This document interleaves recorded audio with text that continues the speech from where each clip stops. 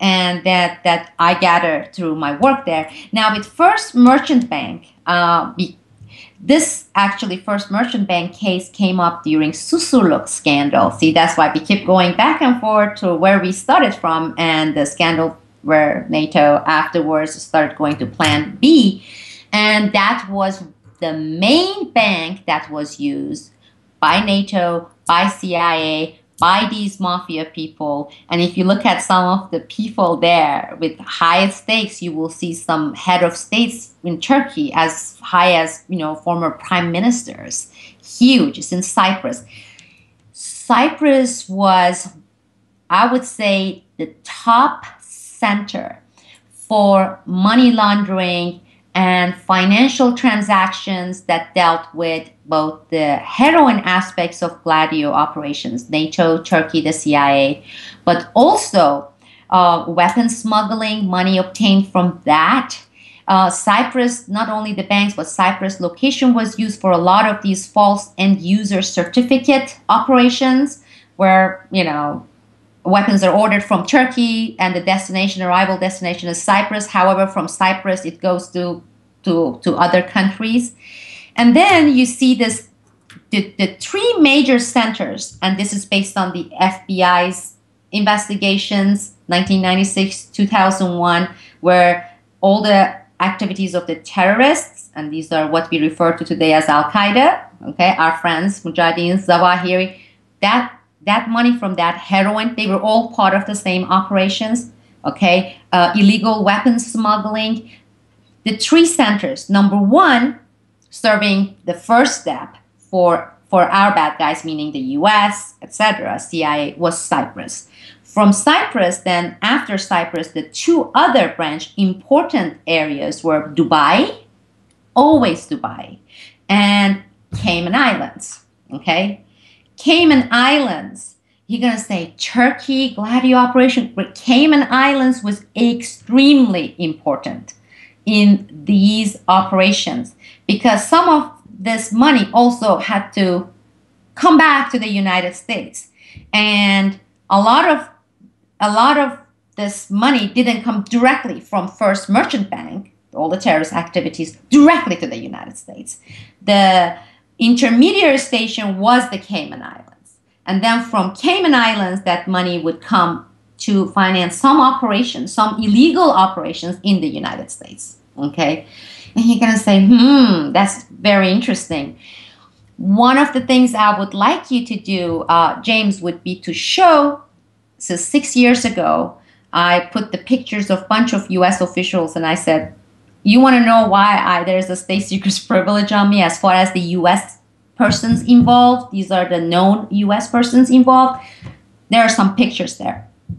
Well, then you're going to come to a picture of a former congressman, and this is Bob Livingston, okay? Bob Livingston was the Speaker of the House. Until 1999, he had some scandals, he resigned, and he was replaced by Dennis Hastert. Well, Dennis Hastert, there's an article in Vanity Fair article, and his picture is in there. Well, Dan Burton, while he was in Congress, he played a major role, same as Dennis Hastert, for these Gladio operations and CIA black ops involving Bin Laden, Zawahiri. And then you're going to say, well, what is Congress's role in all this? Congress has a huge role because to fund these black ops, we are talking about heroin, weapon smuggling being one way, okay? And this is before 9/11. I believe after 9/11, it became easier. Another way we were funding our friends, Bin Laden and Zawahiri and the Chechen and the stuff we were doing there in Central Asia, Caucasus, were through funds assigned by United States Congress to NGOs, non-governmental organizations with noble missions in Central Asia and Caucasus. There are dozens of foundations like this that are set up in the United States to promote democracy in Kyrgyzstan, to improve the prison conditions in Kazakhstan or Uzbekistan. I mean, look at our prison conditions here in the United States, but American NGOs are so idealistic, man.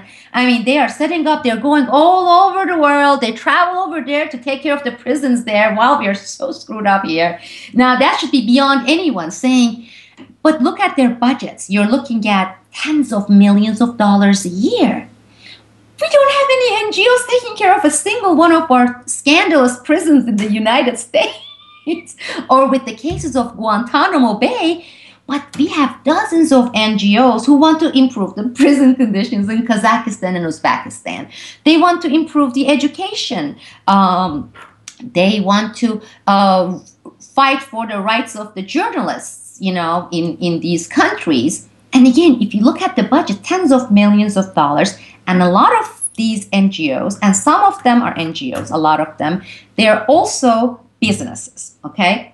So in 1990s, our CIA and the State Department, they said, portion of it, this is how we're going to fund it, okay? We're going to put together these grants. We're going to say, this is a developmental grant for Azerbaijan to improve their infrastructure and roads, and we're going to build bridges and tunnels and metro trains, etc., okay? This is improvement. We're going to make them, And then there are NGOs. They are looking after the prisons and human rights. We took care of all our human rights here. They're there to take care of their human rights there. Again, tens of millions of dollars. So what happens is these grant requests, okay, goes to Congress.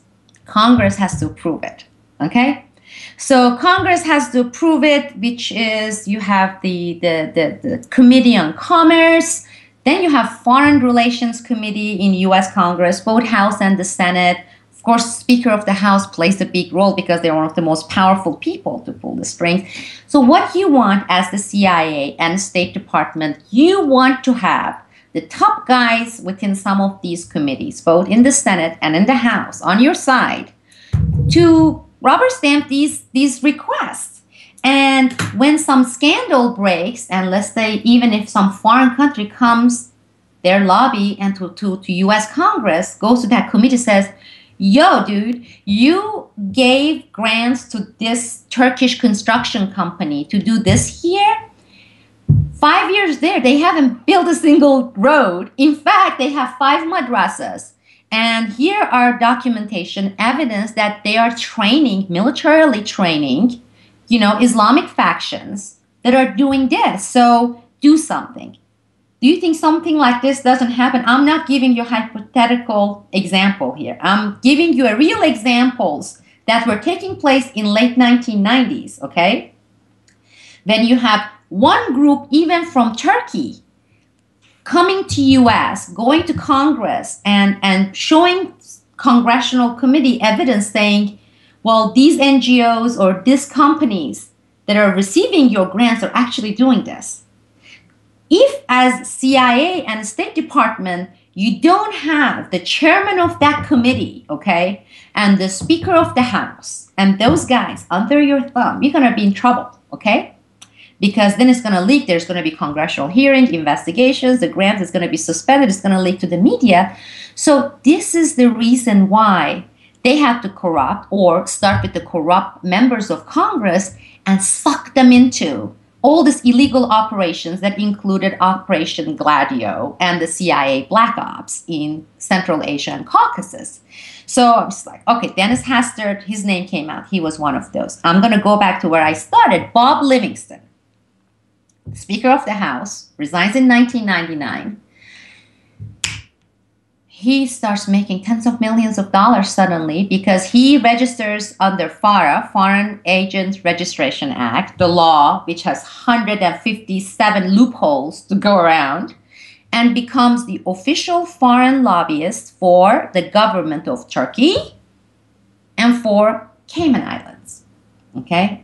It's very important, extremely important, because usually, some congressmen during their tenure, if they have done while they're serving as the U.S. representative some foreign interests, if they do a good job of serving that foreign interest while they're in Congress, they get rewarded officially. Once they resign or retire, that foreign country says, I love you, I want you to be my lobbyist.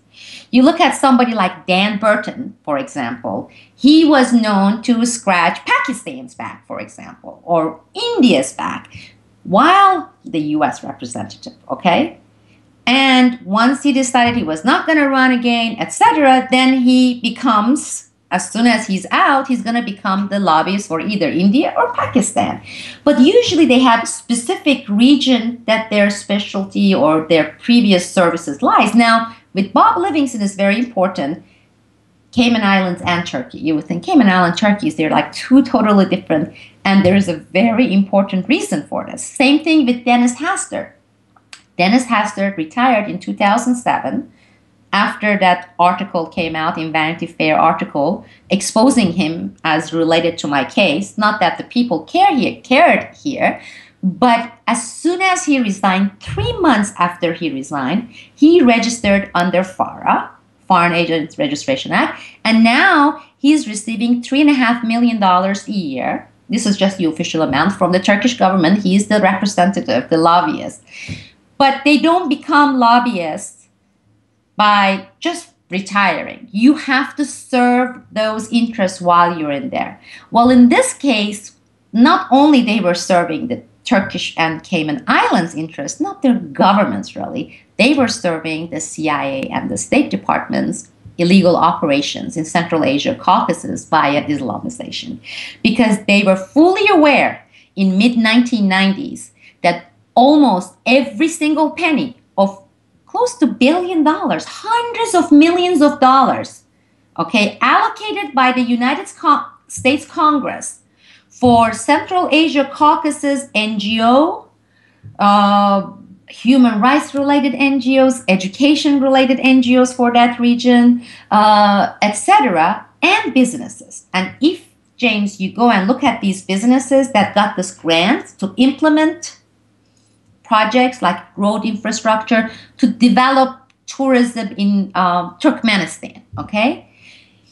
It would be this U.S. business getting and these are front companies, okay? This would be this U.S. business getting the grant of $55–60 million a year from United States Congress to develop tourism in Turkmenistan, okay? Or construction, infrastructure. Now, this front U.S. company then would take this grant and give it to their subcontractors. In the paper, the subcontractors are shown as various Turkish companies, and these are the members of the American-Turkish Council here in the United States related to my case. They are construction companies, they are the pipeline companies, and so then supposedly these companies then go to Turkmenistan and set up great tourism for them or build bridges and turn the caves into tunnels, etc. A lot of those things, they don't take place. If anybody, any journalist would want to go and follow up on, by today, billions of dollars is spent in Central Asia and Caucasus, taxpayer dollars, granted by U.S. Congress, and if you go and see what was produced in the other end, you're going to see that they don't have anything to show. These are front companies.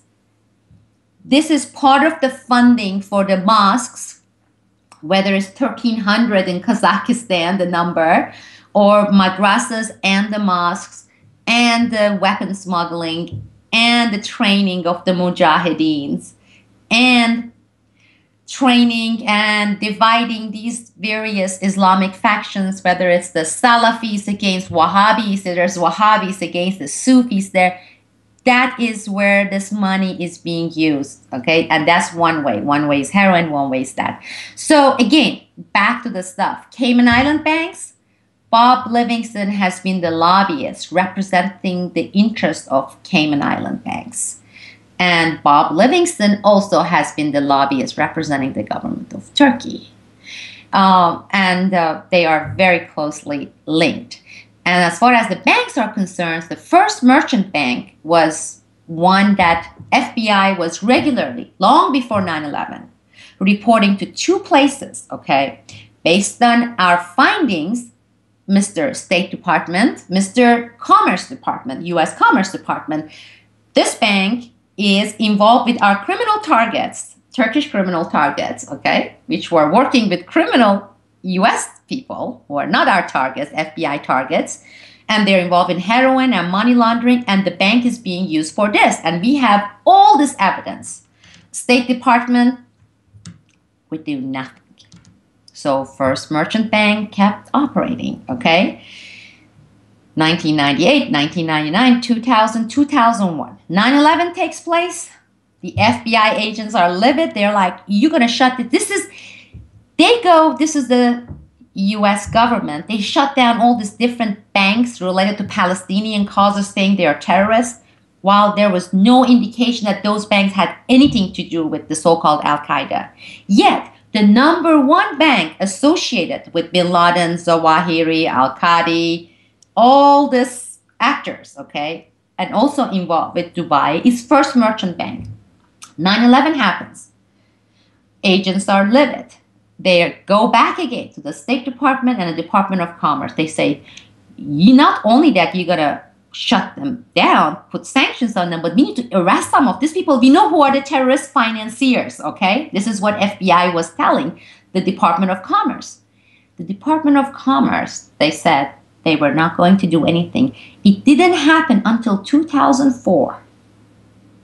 First Merchant Bank was not declared as the number one financier of terror, heroin, money laundering, all related to terror around the world. This is our terror, until 2004. Now you have to ask why.